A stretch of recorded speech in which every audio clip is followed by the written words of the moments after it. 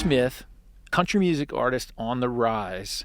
What I want to get into first is you have a fascinating history and story. So you grew up in Texas around the rodeo culture. Most people chase the music first. You did the bullfighting and then the music. Tell us a little bit about where are you from, where were you born and raised, and how did you get involved with rodeo and bullfighting? So I'm from Spring Branch, Texas, right north of San Antonio. That's where I was born and raised for the most part. Yeah.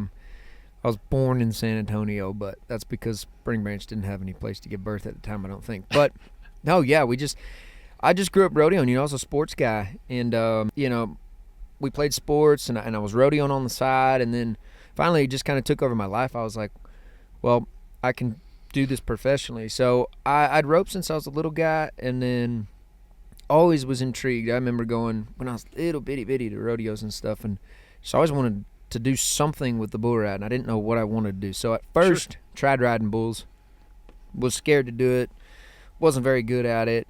And you're talking like I was probably 13, 14 years old. And you started riding bulls at 13? Yeah, so I started on like roping cows, like roping steers is what you call them. Yeah. And you kind of get out there, get your feet wet, blah, blah, blah. Okay. And then you kind of get a little bit better.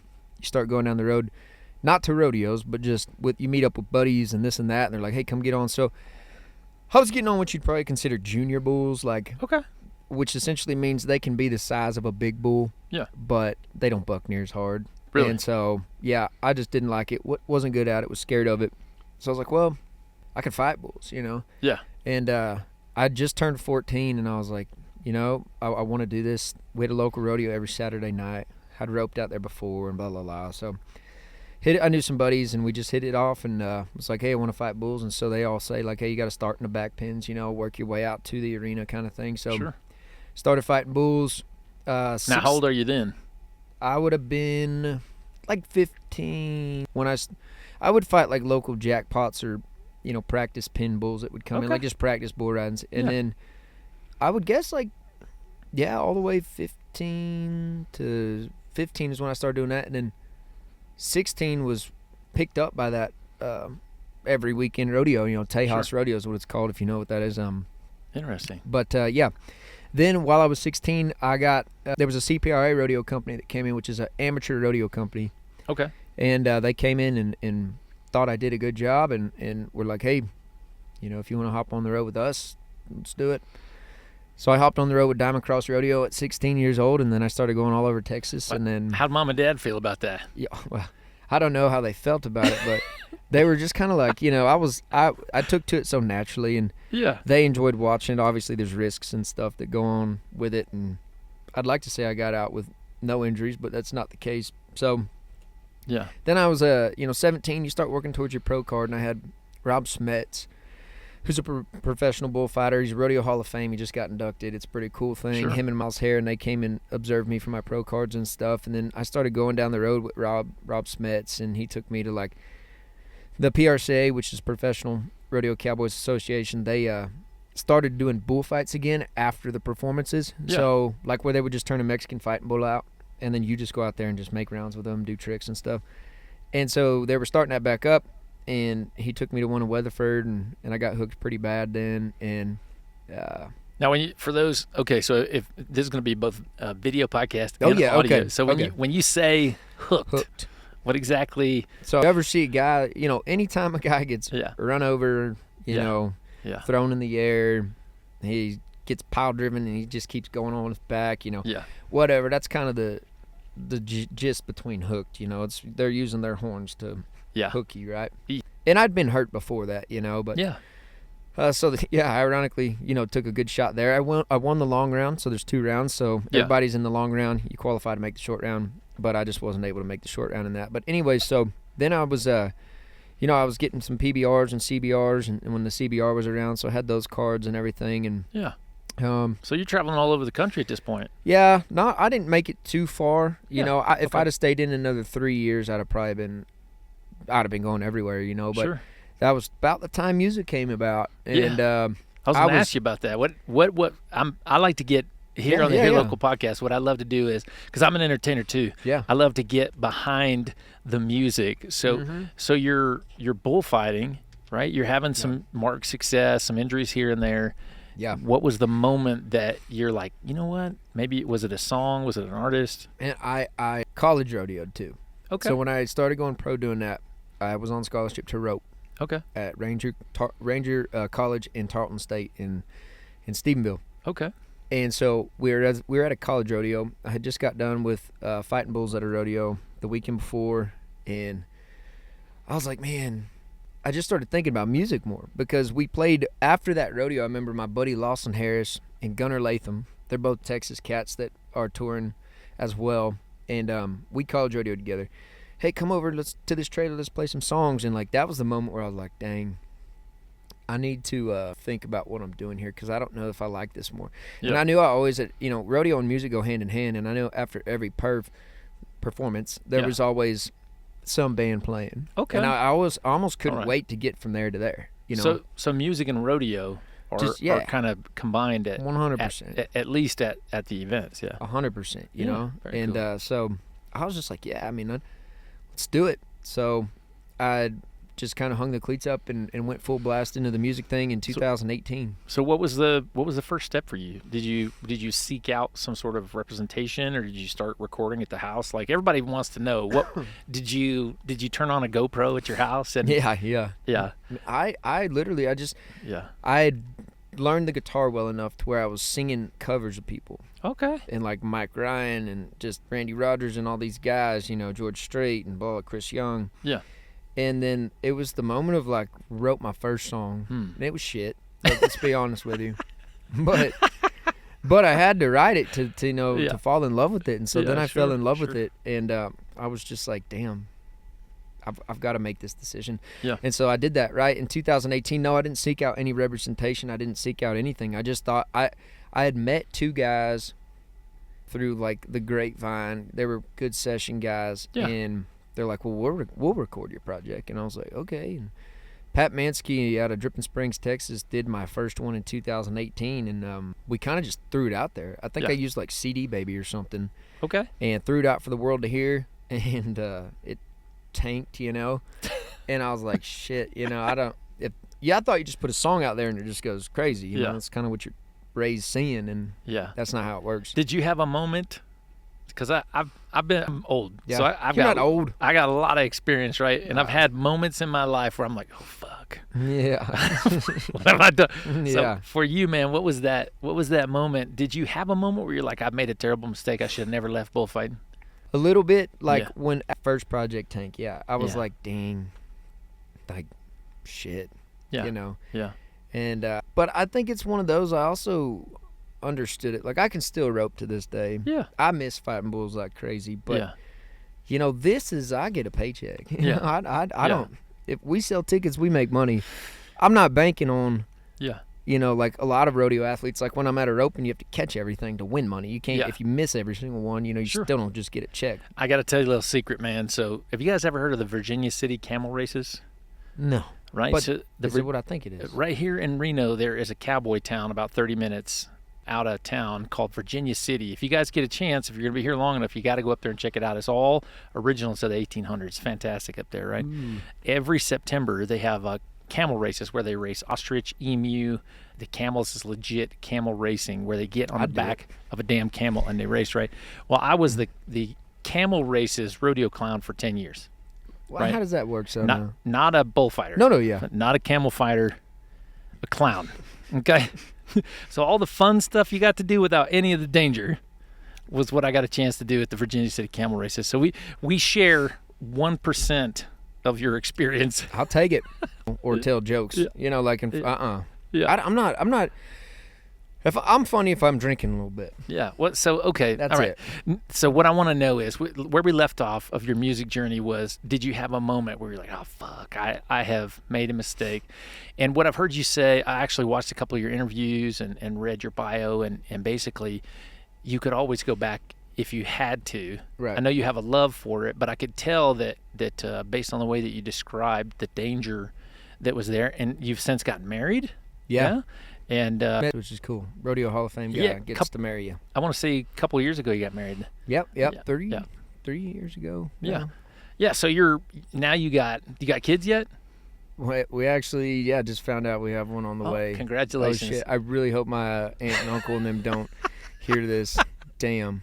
All right, ladies and gentlemen, you heard it live on the Here Local podcast. Yeah, and let me spit my piece real quick. Papa, Nana, all y'all, if you hear this, I wanted to make sure when we got off tour, we would tell y'all then, because actually the first day of our tour that started was her actual 13-week appointment. Okay, all right. And the only people that know is my mom and dad and my brothers. All right, well, how about this? We won't air this podcast, at least this portion, until after you've told everybody. Okay, that works. Is that fair? Yes. Is that fair? You can. Okay, done. We'll be back. Done.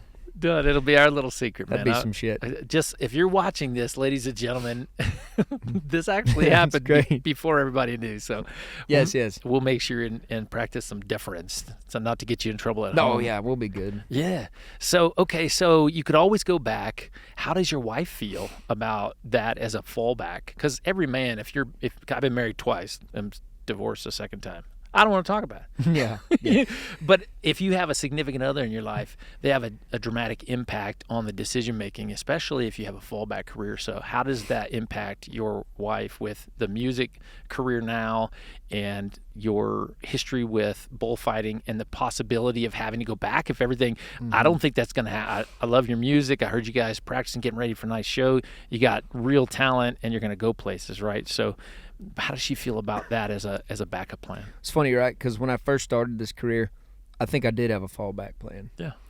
As soon as I came back for round 2, and management found me on Instagram. Really? And that was in 2021. So from 2018 to 2021, I just went back to work, and I went to the oil field for a little bit. Okay. Was roping here and there. Went down to South Texas when doing some stuff and blah, blah, blah. Kind of thought it was over. As soon as 2021 hit, when management found me, Tanner Lewis at Rise Music Group manages me and Hayden, and there's a whole bunch of day. Yep. Okay. When he found me, I was like, I took that from as a sign from the Lord, almost like, hey, look, this is coming back into your life for a reason. Yeah. Here we are 4 years later with Tanner, and this past year we just got signed with BMG, and just all this stuff's falling into place. I no longer have a backup plan. And I had to burn the boats. I had to tell my wife that, probably 3 years ago, because right after management picked me up, I kind of found a way to kind of just make ends meet there for a second. But then year 2, I was like, I'm either in or I'm out, you know. Yeah, and I had to tell her, I was like, look, I know you don't want to hear this. No woman wants to hear this at all, but I don't have a plan. Yeah. Like if this doesn't work out, I don't know what'll happen. Yeah. But something's got to work. Sure. So that's the mindset that's been with me the past 4 or 5 years. Like I don't have nothing I can fall back to. And now at this point, no, I wouldn't go back to fighting bulls. I don't think either. Sure. I would, I don't know, but Are you 27, 28 now? Yeah. Okay. And so, it's just one of them things. Like, you get so deep into this industry, it's got to work. Yeah, sure. I'm so money wise, I'm so much into it, and BMG's a top dog in Nashville. Like, I'm blessed for that opportunity. That doesn't happen to anybody. It's like 11% of the people out in Nashville are actually signed. Sure. What is, and that brings us to my next point right here, is what does success look like for you? Success for me is straight, financially stable enough to do the things I want to and provide for a family. Sure. That's it. Yeah. I don't need a big mansion house, but if I'm making enough to have that 2,400 square foot house, that 2,000 square foot house, whatever it may be, have my money on the side to do the fun stuff I love doing, raise the kids, that's success. Welcome to SingVan Sessions. Jump in, make a confession. We turn your stories into tiny obsessions. So I have 2 questions for you. I'm so curious, man. Number 1 is the first song that a lot of these artists on their social media, they're like, I heard myself on the radio for the first time. Yeah. Right? Did you have that moment? Was there a point for you where you were like, oh my God, this is actually going to work? Yeah. Definitely. And what song was that? We were pushing Clear Your Mind at the time. Okay. It's an older song, but we still play it because just still streams well, and sure people love it and still show up for that song. But yeah, we did a radio tour, and at the time I was like, dude, radio tour, I didn't know what a radio tour was. Sure. But I was like, man, these things they're not gonna play my shit, I don't care. I'm gonna go in there, shake their hand, they're going to say, cool, thanks for coming in. Yeah. And then out the door. But no, they actually started playing it a lot. I think it charted 20. Yeah. In Texas, and that was kind of the first moment. I was like, oh wait, there's an upside to this. Yeah. You know, all that money we just put into recording and touring costs and blah blah blah. There's upside to it. Sure. Well, out of curiosity, the community building, right? A lot of the entrepreneurs and the performers that I interview on my podcast at my studio, they actually talk about the name of the game now is to build a community. Mm-hmm. Right? So how much of your work to become successful includes your social media marketing and your fan base building? How much of that, out of curiosity, is what you do to promote yourself to achieve the goals that you have? Yeah. All of it's the team you have behind you. Yeah. A team that believes in you, right? You can't go anywhere once you get to a certain level. Sure. If you're completely independent, you're completely new, you don't know anybody just yet, TikTok, Instagram, YouTube, I would even a little bit of Facebook in there. I mean, that's your friend. Yeah. All the people that when you get to that stage are going to do for you. Sure. Is what you're doing already at that point. So once you find the team, but you have this amount of followers here and this amount of followers there, yeah, they build you from that. Got it. And they're able to get you in the door to places that you can't get, in rights and in meetings and in this and sync stuff and just so many avenues in this industry. But that's by far, yeah. So tell me about your latest album. Yeah. And because when I bought, I'm a big Garth Brooks fan. Right? Oh, I've seen him live. Blame it all on my roots. And I got an opportunity when I was down in Vegas to go see his residency, and it was a small theater. There was maybe 200, 250 people there. And what I loved I was already a huge fan. I loved the fact that I got to hear why, because he would play the riff from like when he was growing up, and then he would say, it sounds like this. Yeah. And then all his top songs, he actually wrote them into all of his favorite old country music artists. And then he talked about the heartfelt situations that created the momentum for his albums. So I'm curious, the behind the scenes of your latest album, and not just it's a song, it's a great song, it's a great album, but why? Why did you write those songs? Why that album name? Yeah, so I mean, the title track of it, Austin, was a song that I wrote sitting there at the house, just about a relationship that I knew a buddy had and blah blah blah. It just fell on the table, and I was like, dang. And then I was like, I'll call it Austin because it says it in there and all this stuff. Yeah. And I mean, the melody came to me. I'm a big melody-driven guy. I mean, everything that I do is all based off melody. You hear it. Is it just so some people have it? I've been in a band before, and one of my bandmates is like, no, this is what it sounds like. I'm like, how did you do that? Yeah, what are you on right now? How did you do that? What did you take? It's that thing. I mean, I'll tell you right now, straight up, if I can't write a song to it. Yeah, it's really? that simple. Whoa. I won't even put words to it. Really? So I had that, for Austin, and I just rolled with it, Yeah. and then it came out. Stirred up a bunch of tension around town for us, and whatever. The rest is history. Here we are. But I mean, we're not even close to making it, but we're a couple yards down the field for sure. Yeah, sure. But yeah, all those songs, man, they just all melody driven, and then cool stories to come about them. I write so much with co-writers now, and how much of your life in bullfighting and living the rodeo life it emanates through your music? There's a lot of big country artists that were part of rodeo, and it shapes their sound. How's that? I mean, like for me, it was always the bull riding and the team ropings. So especially in the bull riding, it's ZZ Top, AC/DC, Guns N' Roses, whatever is going on. Okay. I mean, so a lot of my stuff, I like it to be a big rock feel, but then I also love that like melodic, slow ballad rock stuff, and sure, that's just kind of where everything stems from in my music. And then I don't think I'm to the point in my career just yet where I've started to really talk about the rodeo side of things and this and that, but so more to follow then. More to follow. Yeah, right now it's a sound influence that's driven through everything right now. Okay, I love that. Thank you for sharing that, man. I'm a big storyteller fan, like Chris Ledoux. Mm-hmm. God, anytime his song, the first note of his song, I'm just like, whatever I'm doing, I'm stopping. Yep. You know what I mean? Yep. So I'm excited for the next chapter for you, and when you become, when they become one, when your history.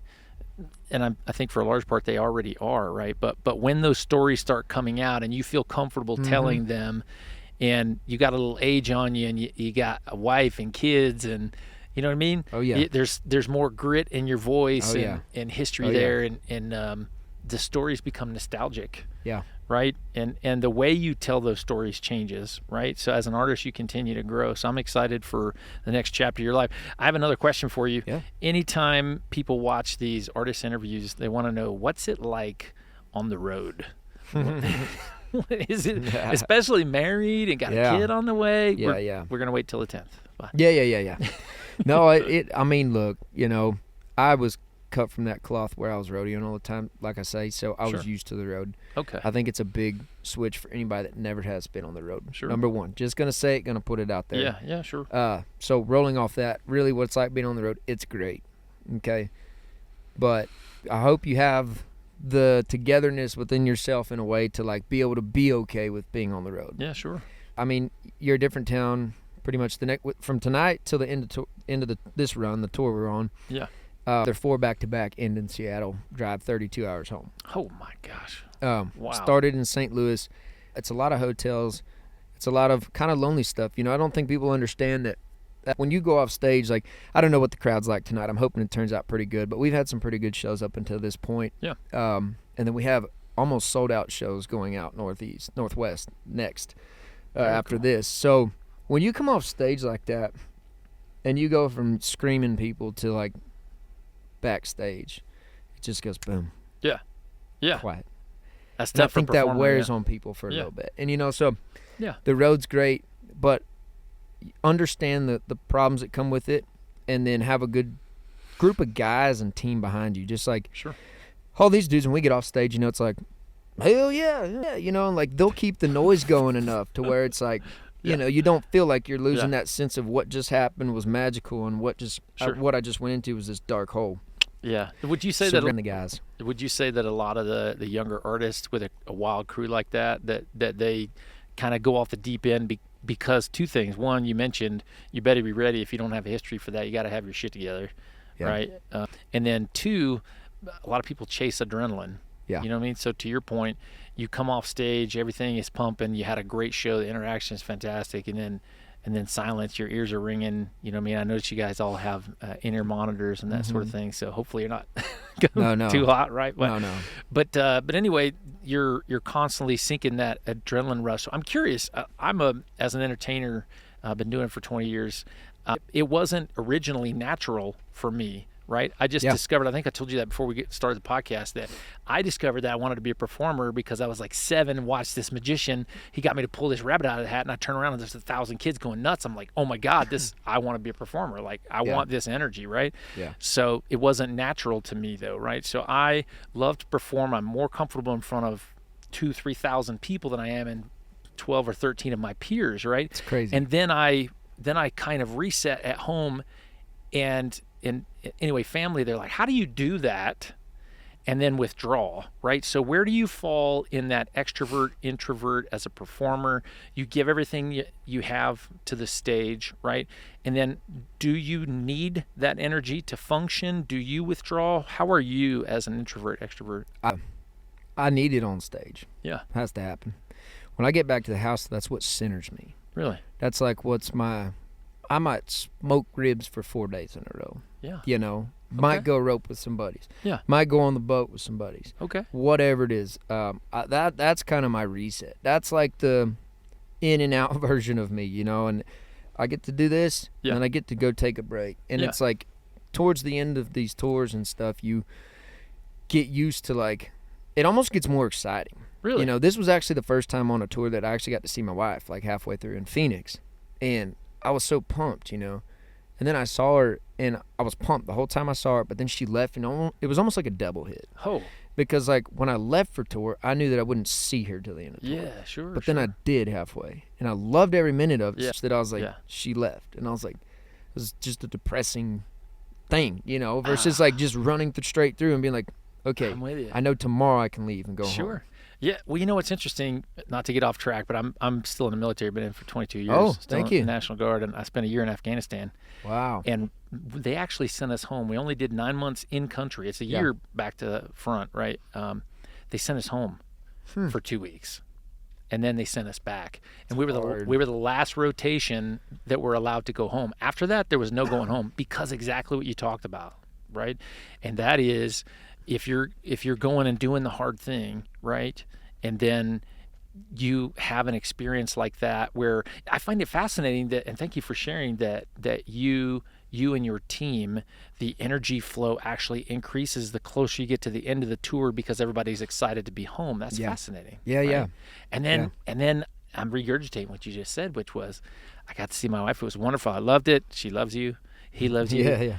But it was harder after she left because you still have tour left. That's fascinating. That's fascinating. Yeah. I didn't even know that was the first time it happened. Yeah. I was like, damn, man, this sucks. That's fascinating. But then what keeps you going is like, one, why'd I get in this career? Is because I want to play for fans. Yeah. The writing the songs and the recording and all that's fun, and I love that. But I don't love it like I go and get on stage. Yeah. That's what I wanted to do this for, and that's what I'm doing. Yeah. So like, that's just a mental battle every artist is going to deal with, and you just have to figure out what works for you. Yeah. Me, it's just that, I love the stage. I love that. So extrovert, you need the energy, the crowd flow. A lot of entertainers, they say it's like breathing. It's like flying, right? Yeah, and real quick, you said that too. Yeah. It's crazy to say it, but 3,000 people are more comfortable than with 50. It's crazy. Anyways, to your point, that's a true thing. I agree 100% with that. I don't know. It's an energy. It's a freaking... It is. Great. It's when you step in front of that many people and all of their energy is coming at you, and then you're on your game and you're pushing that out and they're giving it back. Like it is it's intense. It's addictive. It is a high. I don't do drugs, so that's why I do this. Yeah, I don't drink. I don't do drugs. No. Yeah. Okay, rapid fire. Ready? We're coming to the close. Do it. Right? Rapid fire. Texas barbecue or Nashville hot chicken? On Texas barbecue. Not even a choice. Sorry, Nashville. Okay, I'm curious. I'm curious, right? Like, what is your base? What sauce base? Because I'm from Georgia and I lived in South. I have an ex-wife in South You're like a Carolina. vinegar-based guy. Man, we're just straight. Yeah. I guess I should know this if I'm going to answer it, but I mean. Yeah.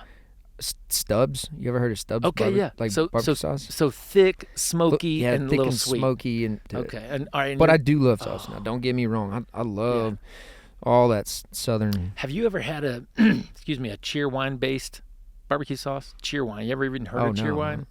It's a Cheerwine. Yeah. If you ever get a chance to go to Columbia, South Carolina, it's a big deal down there where they do open face baked potatoes that are big as your head, and they actually put all this barbecue on top, and then you can choose your state. One of which is a Cheerwine barbecue sauce. Super sweet. So if you like your barbecue sauce, sweet. For ribs, that's where it's going on. Delicious. Okay, a couple more rapid fires. Favorite artist growing up? Your influences. I know we talked about the rock influence, the rock country crossover. I'm a big fan of that, by the way. I was in a country music band 20 years ago, and we were rock country crossover. Gonna shock you, but Gary Stewart. Really? Dead serious. Very cool. Like, do you think that it comes out in your music? Are there some of your songs that have some of that flavor? I think some of the vocal runs do. Yeah. Like, I more or less admired the fact that, like, it's crazy, but when I drink and I sing, it doesn't mix. And if I'm hungover, it doesn't mix. I lose my voice. Really? I have to be very careful. But I think maybe that's what intrigued me about him, was he could drink so much. Yeah, sure. And go out there and sing like just... Okay, can I tell you something? Sober. I got to tell you, I was in a band called Daystar Republic in Greenville, South Carolina, 20 years ago, right? Circa like 2004, 2004. And my bandmates had toured in the past, and they said, hey, we're going to practice tonight sober. I didn't know what they meant, right? And then they said, and then tomorrow night we're going to come back in and get hammered and practice. And I said, sounds fine. And I got there, and then we all got hammered, and we practiced. And then we actually kept flip-flopping doing this, right, moving into our shows. And I'm like, can you please explain to me the thought process? And he's like, you have to be able to play sober and hammered. Yep. So you actually have to practice blackout drunk. Yeah. So that if you happen to accidentally get blackout drunk, that you can still perform. That's great. Right. That's great. Yeah. Oh, shit. Well, okay, so then the other thing about Gary Stewart, too, wasn't all the drinking, but, like, if you go look at his songs and you read them down, how simple they're written. Sure. I mean, that's harder to do than writing a paragraph of a verse. Yeah. Making a song simple is harder than anything in the world. Yeah. In my opinion. Oh, wow. And that's what he was just a mastermind at, I think, so. Next rapid fire, dream collaboration anyone that you could sit right here and record an acoustic electric song, who would it be right now? Hardy. You heard it, Hardy. Lane Smith wants to do a collab. Hey, Hardy. It's gonna happen, dude. It made the hair on my arm stand up. I feel it. Dude, I'd be killer. It's gonna happen, man. He blends such a good mix of country and rock together, and then you can't beat it. But what you have to do, please, is my gratuitous plug is when you do it, say you heard it first on the Here Local podcast in Reno, Nevada. Last, I need for you to do, is anything that you wanted to add, anything that's a fascinating fun fact about you? I love watching Diary of a CEO, and he always has a question that he provides to his guests on his podcast. In fact, I'm going to put you on the spot. What is something about you being a country music artist that nobody knows about that's kind of funny? I wouldn't make you do anything that was, say anything that was embarrassing. Oh, funny? Yeah. Oh, I was going to say, I mean, this is kind of funny because you wouldn't make sense. I was all-state in lacrosse. What? Yeah, and I don't think people know that. I don't tell anybody about it. Okay, I love that. Had 2 like D1 scholarships and whatever, and whoa, just didn't do it. But I think because I didn't do it, I don't tell nobody about it. Yeah, sure. Like, I didn't do it, so nothing else to tell you other than that it happened. How different would your life be today if you went to college for lacrosse and then? Shoot, yeah. Do they even play that pro? Well, and it's crazy they do, but it's not. Yeah. Kind of like I weighed my options a little bit there, Yeah. College thing would have been the highlight of the whole experience, but I don't know. I was already on scholarship to the Open. It just didn't cross my mind. I was like, nah, we're out. See you. I love that. All right, so ladies and gentlemen, that wraps up today's episode of the Here Local Live podcast right here in the SingVan in Reno, Nevada. I'm here with Lane Smith outside of the Alpine. Yep. It's a venue in downtown Reno, and tonight you guys have a show starting at what time? We're on Wednesday. 8 p.m. 8 p.m. Wednesday March the 4th. Yeah, March 4th.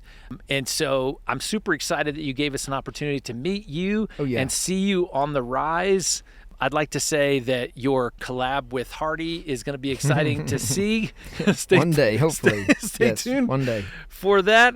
And that's it. Thanks so much for showing up and being on the Here Local podcast. Thank you so much for having me. I appreciate it. Thank you. What's up, Reno? I'm Lane Smith, and you're riding in the SingVan. Go check out my latest album, Austin. We're working on a 4th album currently.